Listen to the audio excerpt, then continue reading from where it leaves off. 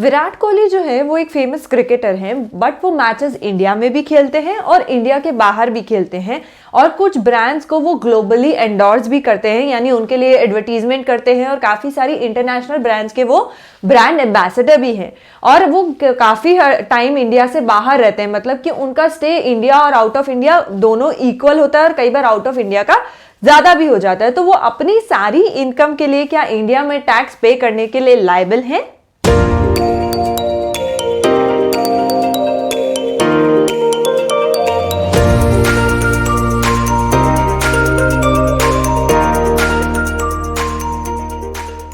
Hi everyone, I'm Megha and welcome to UGC Net with Megha, and in this video we are going to cover the topic residential status. So basically जो अभी हमने example देखा विराट कोहली के बारे में, तो हम कैसे डिटरमाइन करेंगे कि विराट कोहली की कौन सी इनकम इंडिया में टैक्सेबल है और कौन सी नहीं है। ये डिटरमाइन हम तभी कर सकते हैं जब हमें ये पता हो कि उनका रेजिडेंशियल स्टेटस उस फाइनेंशियल ईयर में क्या है।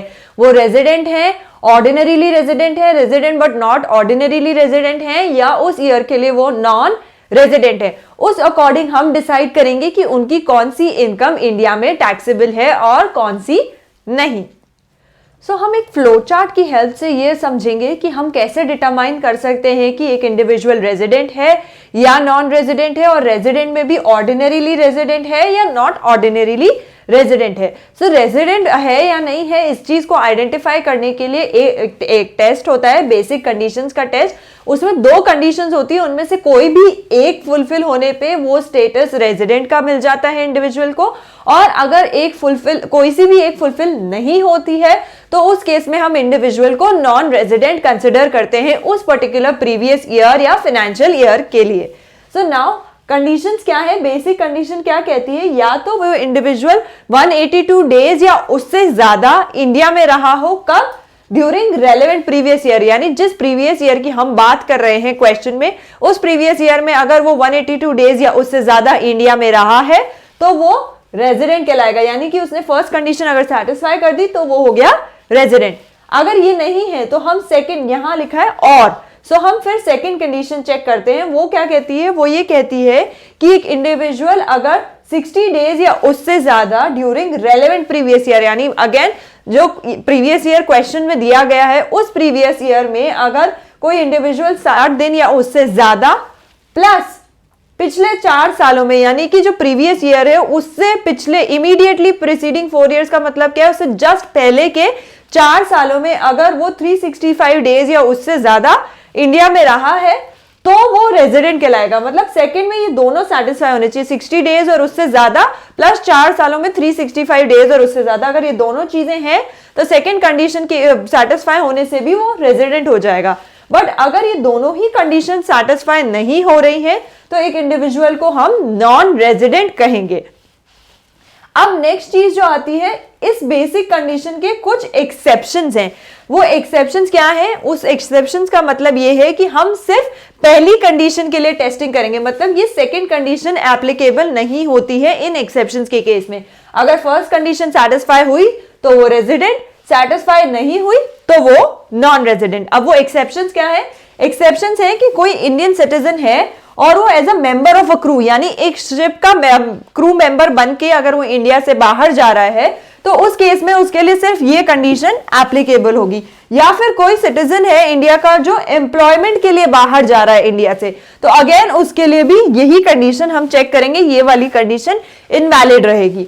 और नेक्स्ट सिचुएशन क्या है जहां पे ये एक्सेप्शन लगता है? वो ये है कि सिटीजन ऑफ इंडिया और पर्सन ऑफ इंडियन ओरिजिन, या तो कोई सिटीजन ऑफ इंडिया जो बाहर रह रहा है या कोई एक पर्सन जो इंडियन ओरिजिन का है वो आउट ऑफ इंडिया रह रहा है बट वो एंगेज्ड आउटसाइड इंडिया, यानी कि वो बाहर रहता है या ऑलरेडी बाहर जॉब कर रहा है, एंड वो किसी रीजन से किसी भी प्रीवियस ईयर में इंडिया आता है, तो उसके लिए ये कंडीशन एप्लीकेबल है, ये वाली कंडीशन एप्लीकेबल नहीं है। नाउ इंडियन ओरिजिन से हम क्या समझते हैं? इंडियन ओरिजिन का मतलब ये है कि आपके मदर फादर या फिर आपके ग्रैंड पेरेंट्स, चाहे वो फादर के साइड वाले हो या मदर के साइड वाले हो, वो अगर अनडिवाइडेड इंडिया में पैदा हुए हैं, यानी कि पार्टीशन से पहले के इंडिया में अगर वो पैदा हुए हैं तो वो आप इंडियन ओरिजिन के पर्सन कहलाओगे, अगर आपका इनमें से कोई भी फैमिली मेंबर अनडिवाइडेड इंडिया का है तो। तो ये कंडीशन है, दो एक्सेप्शंस हैं जिसमें सिर्फ हम फर्स्ट कंडीशन को चेक करते हैं, अगर सेटिस्फाई हुई तो रेजिडेंट, सेटिस्फाई नहीं हुई तो नॉन रेजिडेंट। अब नेक्स्ट चीज जो हम देखते हैं कि अगर वो रेजिडेंट है तो क्या वो ऑर्डिनरीली रेजिडेंट है या वो नॉट ऑर्डिनरीली रेजिडेंट है। तो ऑर्डिनरीली रेजिडेंट होने के लिए क्या चाहिए हमें, पहली चीज तो बेसिक कंडीशन सेटिस्फाई होनी चाहिए, तभी वो रेजिडेंट कहलाएगा। अब ऑर्डिनरीली रेजिडेंट कब होगा, जब वो एडिशनल कंडीशन सेटिस्फाई करे, और एडिशनल कंडीशन दो होती है और दोनों उसे सेटिस्फाई करनी होती है, तब वो ऑर्डिनरीली रेजिडेंट कहलाता है, वरना नॉट ऑर्डिनरीली रेजिडेंट कहलाता है।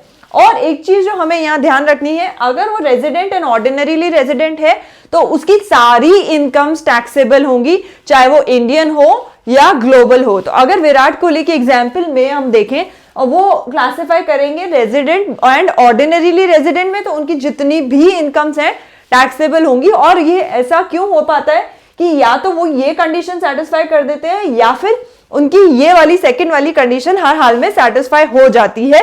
तो उस रीजन से वो हमेशा रेजिडेंट एंड ऑर्डिनरीली रेजिडेंट में ही आते हैं। और ये सेकंड कंडीशन इसीलिए बनाई गई है ताकि ये जो स्पोर्ट्स पर्सन, फिल्म स्टार्स हैं जो आधी बार आउटसाइड इंडिया रहते हैं और वहां पे भी बहुत सारी इनकम अर्न करते हैं, तो उस इनकम पे वो लोग टैक्स से बच ना पाए, इसलिए ये वाला कॉन्सेप्ट इंट्रोड्यूस किया गया था। तो इसलिए ऑर्डिनरीली रेजिडेंट वाले की सारी इनकम टैक्सेबल होती है, चाहे वो इंडियन हो चाहे वो ग्लोबल हो सकता है कि आपने उस ग्लोबल इनकम पे ऑलरेडी किसी कंट्री में टैक्स पे कर दिया होगा, बट फिर भी आपका टैक्सेशन यहां पे भी होगा।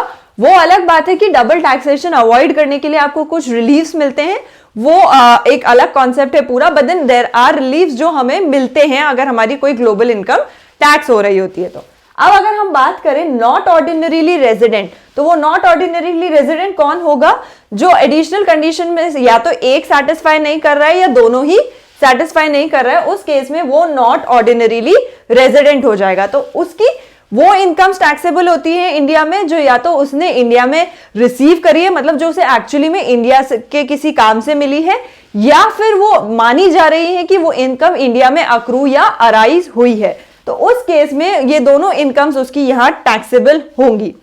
नेक्स्ट है नॉन रेजिडेंट। तो नॉन रेजिडेंट के केस में भी उसकी जो इनकम्स उसे इंडिया में एक्चुअली में मिली है, या जो ये मानी जा रही है या डीम करते हैं हम कि ये इनकम इंडिया में अक्रू या अराइज हुई है, तो उसकी वो इनकम भी यहां टैक्सेबल होगी। सो एक और इंपॉर्टेंट चीज जो हमें नॉट ऑर्डिनरीली रेजिडेंट के केस में ध्यान रखनी होती है कि इन्होंने अगर कोई इनकम है जो आउटसाइड इंडिया अर्न करी है, पर ये अर्न किससे करी है, किसी ऐसे बिजनेस या प्रोफेशन से जो इंडिया में कंट्रोल होता है और इंडिया में ही सेटअप है। तो इस ऐसे किसी प्रोफेशन या बिजनेस से अगर ये आउटसाइड इंडिया भी इनकम अर्न करते हैं तो वो इंडिया में टैक्सेबल होगी।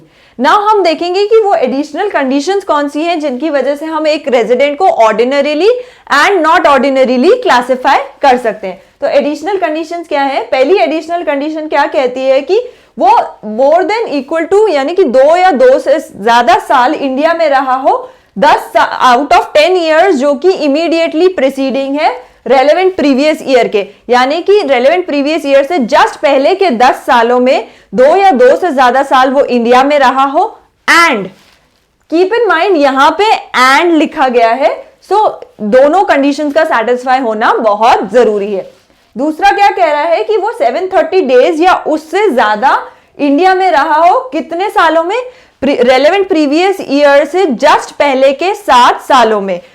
तो अगर वो मोर देन 730 डेज या उससे ज्यादा रहा है 7 सालों में और 2 साल रहा है आउट ऑफ 10, तो वो रेजिडेंट एंड ऑर्डिनरीली रेजिडेंट कहलाएगा। और अगर इनमें से एक या दोनों ही कंडीशंस नहीं सेटिस्फाई होती हैं तो वो कहलाएगा resident but not ordinarily resident.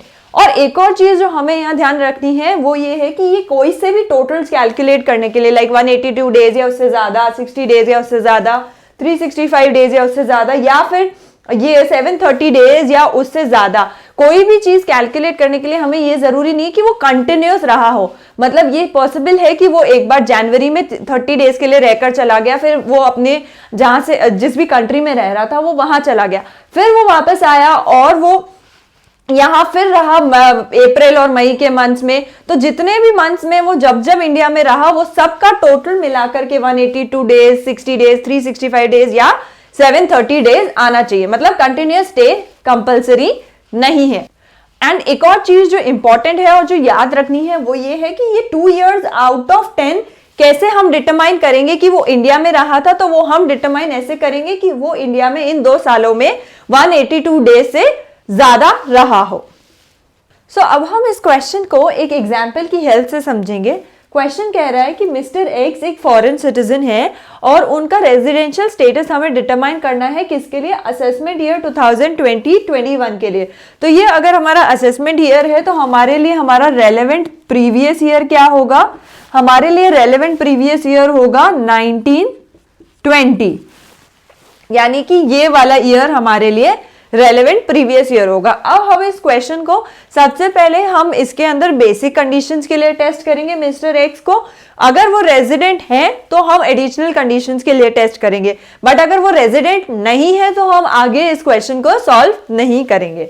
So first condition क्या है रेजिडेंट होने के लिए, या तो वो 182 डेज या उससे ज्यादा इंडिया में रहा हो। तो यहाँ पे हमें दिख रहा है कि ये 221 डेज के लिए इंडिया में रहे हैं।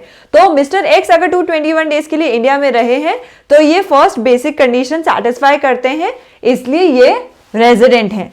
अब हमें ये आइडेंटिफाई करना है क्या ये ऑर्डिनरीली रेजिडेंट है या नॉट ऑर्डिनरीली रेजिडेंट है, तो उसके लिए हमें दोनों एडिशनल कंडीशंस चेक करनी पड़ेंगी। एंड अगर ये वाली कंडीशन नहीं सेटिस्फाई होती है तब हम सेकेंड वाली बेसिक कंडीशन चेक करते हैं।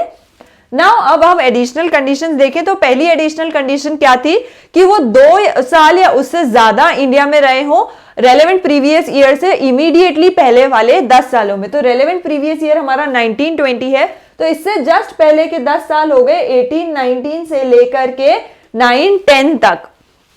इन 10 सालों में वो कोई 2 साल या उससे ज्यादा में इंडिया में रहने चाहिए। तो लेट्स सी क्या वो ये एडिशनल कंडीशन सेटिस्फाई कर रहे हैं।